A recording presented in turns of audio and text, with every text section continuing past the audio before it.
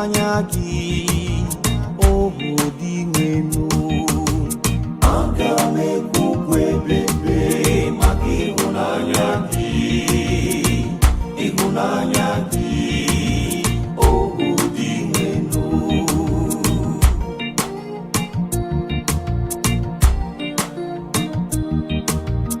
Aga m ekwukwa ebebe maka ịhụnanya gị odi nwenu.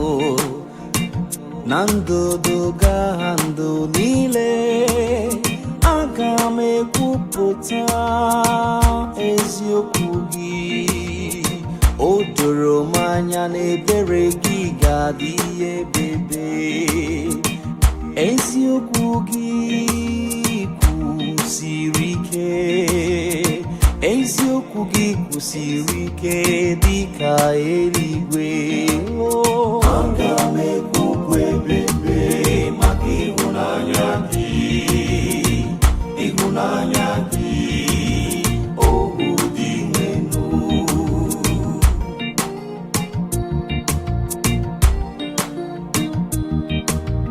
Mụ na onye m họrọ enwego ọgbụgba ndụ.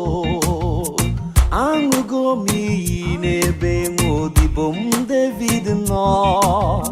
Aga m eme ka ụlọ nke gị na-achị ebebe, wee mee ka ocheeze gị na-aga n'iru na ndụdụga ndụ niile.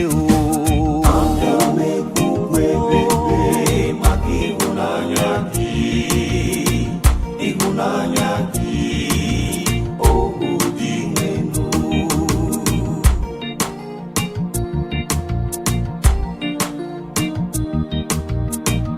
Ọ ga-agwa m gị nwa bụ nna m, Chukwu m n'okwute nke nzọpụta m. Ịhụnanya m ga-anọnyere ya oge niile, maka ihi ya ọgbụgba ndụ ya ga-atọ atọ. Aga m ekwukwa ebebe maka ịhụnanya gị, Ịhụnanya gị na-agba m akpata oyi baba. Ọ na-ata m rịkpọrịkpọrịkpọrịkpọrịkpọrịkpọ. Amara ya na-ezo ka mmiri na ụmụ. ịhụnanya gị Ịhụnanya gị onye nwe m nara ekele. Aga m ekwere gị ukwe, aga m achịrị gị aka elu na m.